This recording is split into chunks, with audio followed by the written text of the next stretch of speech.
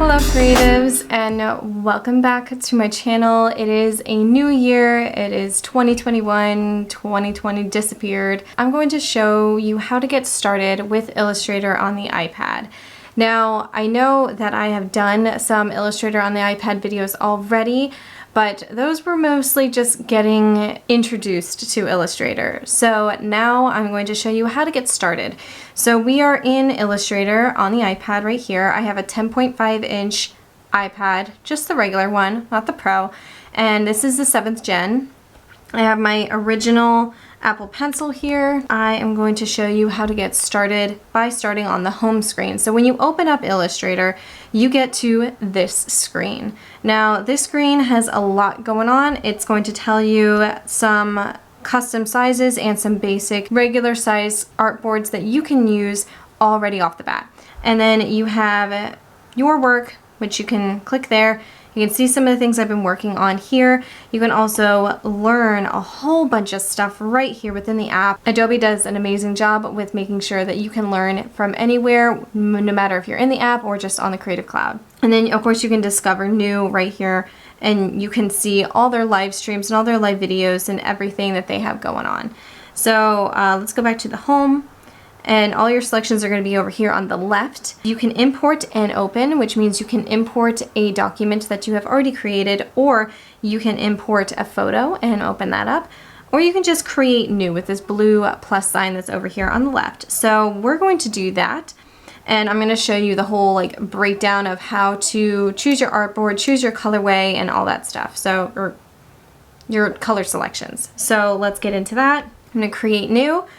And you can do this with your finger or with the Apple Pencil, whichever one works best for you. We have new file over here to the right, and then we also have untitled because it does not have a title. So I'm just going to title it Getting Started.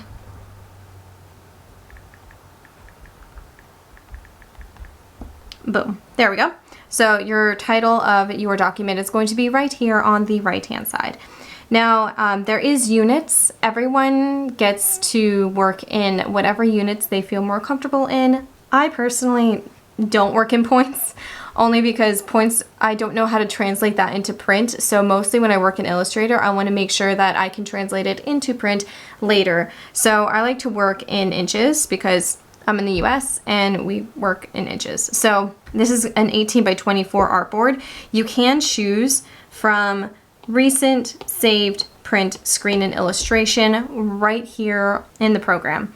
So I'm going to go to print because most of the time I'm going to be printing stuff. So I want to choose just your standard letter size artboard. So if you tap on the letter, it's going to change everything back over here on the right toolbar over here back to points. I'm going to change that back to inches. So it's an 8.5 by 11 artboard. And I'm going to leave it in the vertical orientation because there is vertical and then there is horizontal. I like to leave it in vertical unless I'm working on a landscape or something, but I'm going to leave it like that. For the color mode, now this is important. Color mode right here is going to be two choices. So you have CMYK and you have RGB. It's already defaulted to CMYK because when you want to print something, your printer only reads CMYK color mode, which is why you have 4 ink cartridges that you put in your printer, which is CMYK. But for RGB, that is to be read on the web, or if you're creating a landing page for a website, or if you're doing wireframing for a website, you want to do it in RGB, only because RGB is read in pixels. So it's just red, green, and blue. And that is what screens read. And CMYK, it's a lot more complex and harder for computers to translate and read those colors because there's a lot more. So for this, I'm going to use CMYK. And this already defaults to 300 dpi. It's like how many pixels per inch is filled up with color. So that is what 300 dpi is. So basically when you have something 300 dpi and you want to, let's say you're designing it on here and then you want to blow it up really big, like in a banner, like a 3 foot by 5 foot banner, that's going to be really huge. So when you have a 300 dpi, That means no matter how much you stretch or shrink something, it's going to stay the same pixel depth, if you will, no matter what size you stretch it to. And the higher the DPI, let's say 300, the better quality print you're going to get. It's not going to be fuzzy and grainy. Fuzzy and grainy happens if you're like printing at 72 DPI and you want to blow something up really big. Well, that's not really going to work because 72 pixels per inch, I mean, you're going to see the fuzziness. So their standard is 300, which I appreciate. So we're just going to click create file. So you have your artboard right here. It says artboard for you. You can name the artboards too. I have done this before. There we go. You just double tap the artboard name, which is in this case artboard 1, and you can name it whatever you want. So I'm just going to cancel that because we don't need to name it. Now over here you have all of your tools, your selection tool, your white selection tool, which is like your point selection tool. So I'm going to call it a point selection tool. That's this one. You have your pen tool, your pencil tool, your eraser, your shape tool, your type tool, and your artboard tool, as well as your import picture tool. So that's all those. So that's all on the left. Everything on the right is going to be like your layers panel, which you can hide by clicking the layers icons. It's like a docket that you can slide away. I really like that. And then below that you have your properties panel. Now nothing's highlighted here because there's nothing on our artboard, but I will show you. Let's just draw a square. I have a square tool right over here. Here we go. Just gonna draw a square. Now you see this point over here, this selection over here, that is to constrain proportions. So you hold down that, and then at the top you see they were constrained with a lock icon next to it.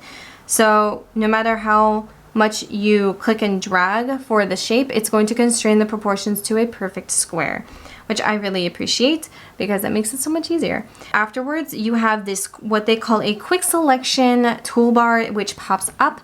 So you can do very quick and easy selections, and you can modify your shape however you wish. Let's just go into it. You can also find these under the properties panel as well, and in different areas. So the properties panel now shines up because you have a shape that is selected.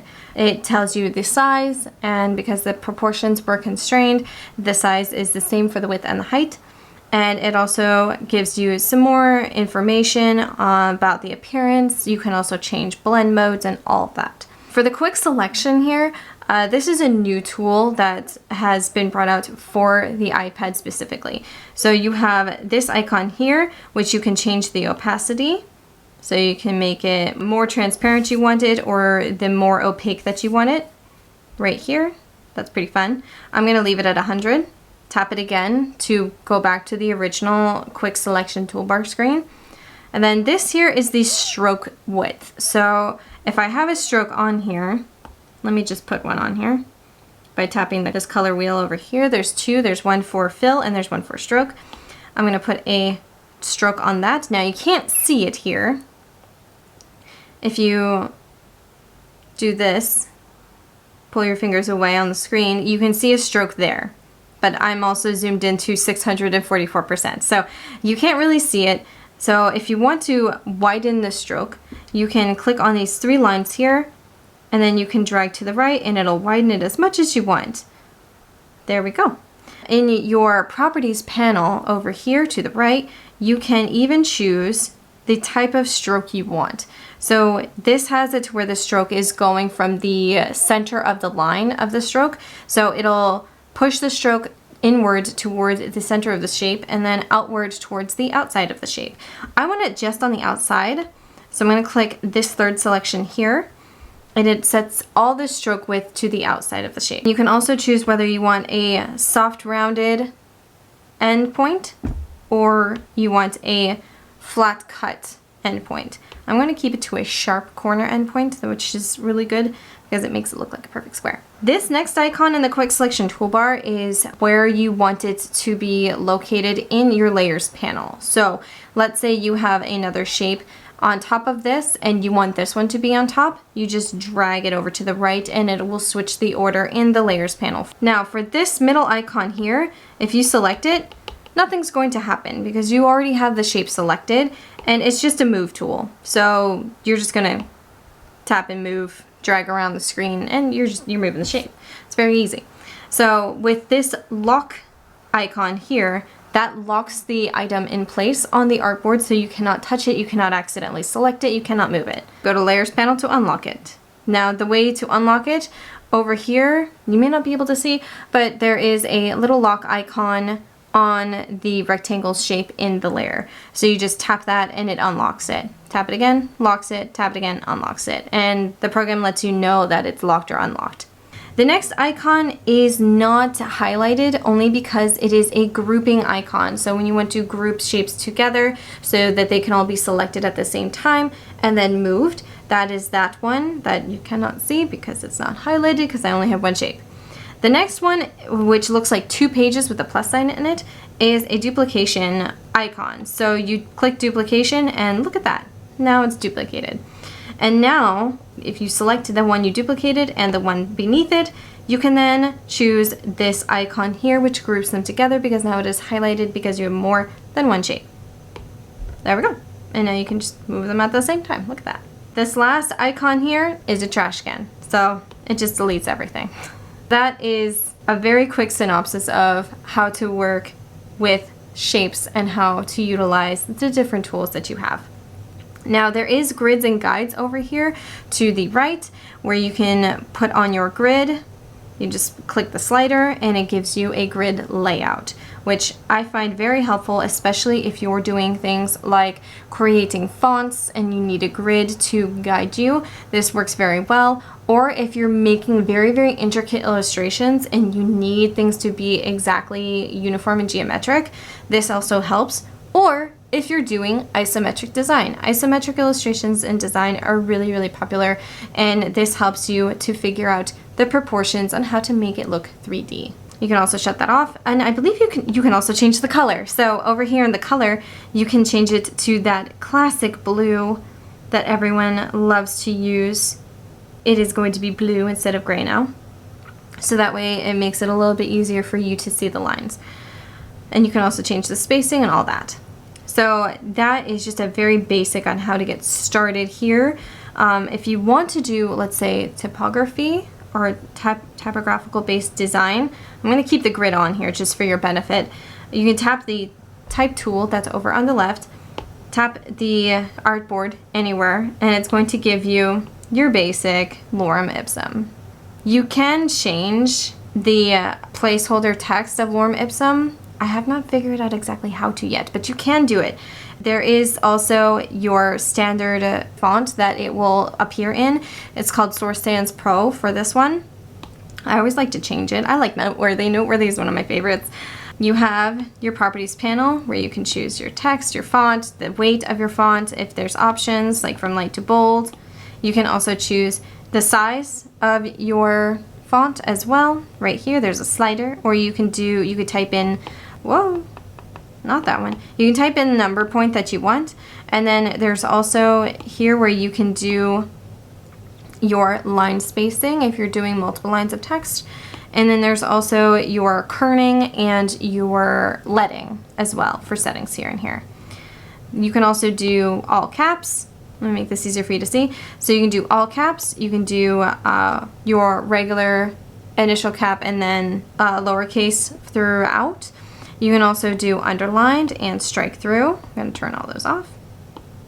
You can also do the text container where you can size the container box around the text to the text itself, which is always very handy, especially if you are using lots of different texts in the same design. And then you also have your paragraph styles. So left justified, middle, ooh, she went over, right justified, she's going over more. Okay, there we go.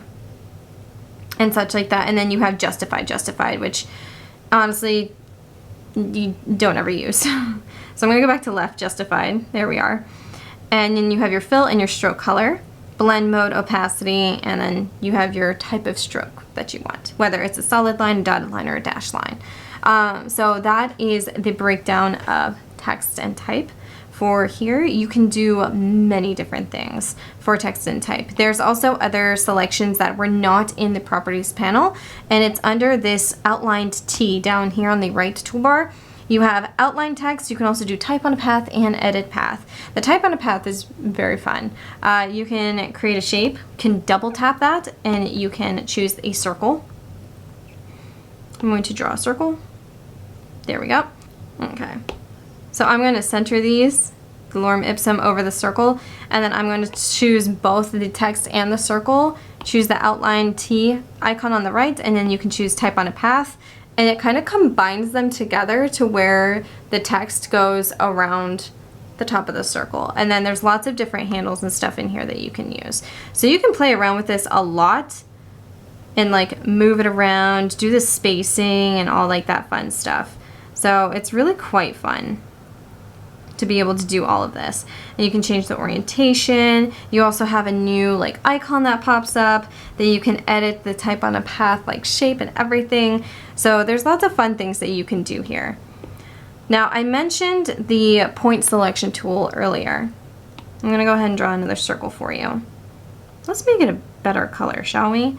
To be able to change colors, all you have to do is just tap that fill color over here on the left toolbar, and then we can choose a different color. Let's do something nice. Let's do this really pretty, like goldish color. All right, so I have a shape selected. By the way, to zoom in, I know I didn't say this earlier, but you just push your fingers out. Like you have your fingers on the screen and you push your fingers apart. To zoom out, you pull your fingers together like a pinch. So that is how you zoom in and out. That's how I'm doing it. Let's say you wanted to move the points, if you will, to make an oval. So you use this second icon here, which I'm going to call the point selection tool, because that's basically what it does. So any anchor point that you tap, you can then click and drag and move it. But you have to tap it first, otherwise you won't be able to move it, and you just move the whole thing if the entire shape is selected. You can also move these handles. So these handles are movable as well, and it tells you the degrees that you're moving, so you can match that degree on the other side. So now it's looking like an egg. Kind of funny, right? If you ever wanted to get rid of a point, they make it super easy. Instead of breaking the shape and then having to redraw with the pen tool like you used to be able to have to do, all you have to do is just choose this X and it gets rid of the point for you. Although in this case, it got rid of the handle because I had the handle selected. So if you have the end point selected, press that X, takes the point away. So now you're just working with these 2 points here that have the handles. Before that, I did a 2-finger touch on the screen. That just does the automatic undo. It's a gesture input, and that automatically undoes whatever you just did. But if you want to do the undo and redo, there are icons on the top right corner. That is point tool, point direct selection tool, point selection tool. We'll just call it that. So we have a few things that we have done so far. If you don't want a constrained shape, you just click and drag on the artboard if you want a constrained shape. And then you always want to select back to your direct selection tool, which is the first tool in the top left toolbar. When I mentioned earlier, I'm just gonna pop this one right there. Remember when I mentioned earlier about selecting and moving objects or subjects up and down the layers panel? In the quick selection menu, that 3 pages, that looks like they're all like stacked up, that one allows you to do so. So since these are all on the same layer, which is important, make sure it's all on the same layer. If I want this text to be above one of these ovals, you just slide to the right. Apparently these ovals are in very similar areas. So I put the text at the front, but I want this blue one to cover it up. So choose that blue oval. We still have that selection tool there that we have highlighted, and that allows me to select. You just click that third icon from the left, which is called a stacking order icon. So you just click the stacking order, and I'm gonna move that to the right, and that pulls it forward.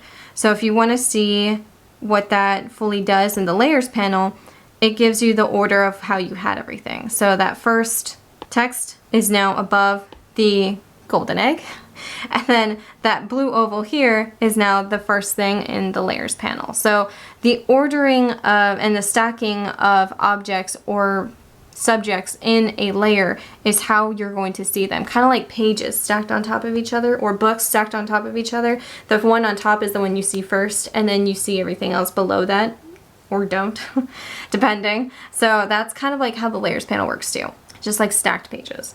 I'm going to deselect by tapping out, and then that is pretty much the basics. Clearly there is a lot more you can do here, but again, this is just getting started. If I went a little fast for you, I'm sorry. You can slow down the speed of the video a little bit and pause and start again whenever you need to. If you wanted to do anything with the pen tool, I'm going to have a video coming out really shortly on the basics of the pen tool, so keep an eye out for that. I hope this was helpful. If you have any questions, leave them down in the description down below. If you want to see anything that I do that's outside of these videos, I do have my socials always linked down in the description, and I have my website linked down in the description as well. This is very, very simplified version of how to use Illustrator on the iPad. Is it easier?